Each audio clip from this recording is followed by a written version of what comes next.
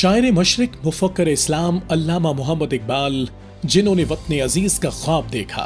अल्लामा इकबाल दीन इस्लाम के हकीकी दाई और कुरान और सुन्नत के सच्चे मुफक्किर थे।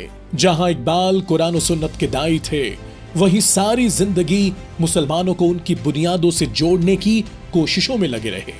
जब तुर्की में खिलाफत उस्मानिया का खात्मा हुआ तो इकबाल मुसलमानों की ज़बूहाली और निज़ाम खिलाफत के खात्मे पर बड़े फिक्रमंद और गमगीन थे।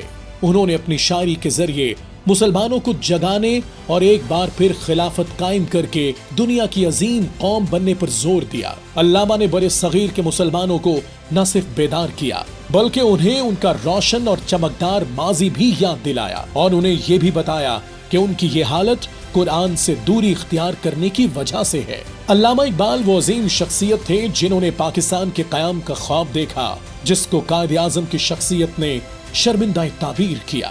क़याम पाकिस्तान में अल्लामा मोहम्मद इकबाल का किरदार दो पहलुओं के हवाले से काबिल जिक्र है। एक उनकी सियासी फिक्र और नजरिया और दूसरा उनका पैगाम। इकबाल ने नई नस्ल के दिलो दिमाग पर इस्लामी तालीमात और हजरत मोहम्मद मुस्तफ़ा सल्लल्लाहु अलैहि वसल्लम के उसवा हसना के गहरे नक्श सब्त कर दिए। उनके इस फिक्र और अमल ने एक इनकलाब बर्पा करते हुए नजरिया पाकिस्तान को एक नई रूह दी। 1930 से 1938 तक इकबाल का खुतबा अल-आबाद एक हकीकत बनकर सारे हिंदुस्तान पर छा चुका था। इकबाल की वफात के बाद यह नजरिया एक इस्लामी मुमलिकत की जिद्दोजहद के लिए अजीम कुव्वत के तौर पर सामने आया, जिसकी क़यादत कायद आज़म मोहम्मद अली जनाह ने की। यही वजह थी कि 1930 के 10 साल बाद 1940 में नजरिया पाकिस्तान करारदाद पाकिस्तान की शक्ल में मुसलमानाने बरे सगीर की आवाज बन गया। इकबाल पार्क लाहौर में 23 मार्च 1940 में करारदाद के हक में जितनी तकारीर हुई, उसमें इस नजरिया पाकिस्तान का अल्लामा इकबाल के हवाले से इंतहाई पुरजोश तरीके से इजहार हुआ।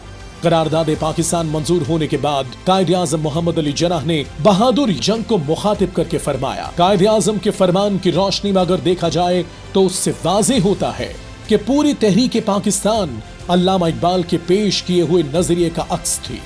दूसरे लफ्जों में हम ये कह सकते हैं कि जिस तरह पाकिस्तान का एक लहराता हुआ सब्ज परचम है, उसी तरह तहरीक पाकिस्तान का भी एक परचम था, जिसे नजरिया पाकिस्तान कहते हैं।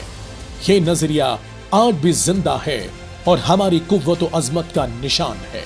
आज जरूरत इस अम्र की है कि इस नजरिए की हिफाजत के लिए रोल अदा करें। अजीम मुफक्कर अल्लामा मोहम्मद इकबाल के दिए नजरिए के तहत पाकिस्तान तो हासिल कर लिया गया, लेकिन जिस मकसद यानी दीन हक के निजाम को राइज करने के लिए पाकिस्तान हासिल किया गया था, वो अभी तक अधूरा है। इकबाल का अजीम ख्वाब उस दिन पूरा होगा जिस दिन पाकिस्तान में दीन हक का निजाम राइज होगा।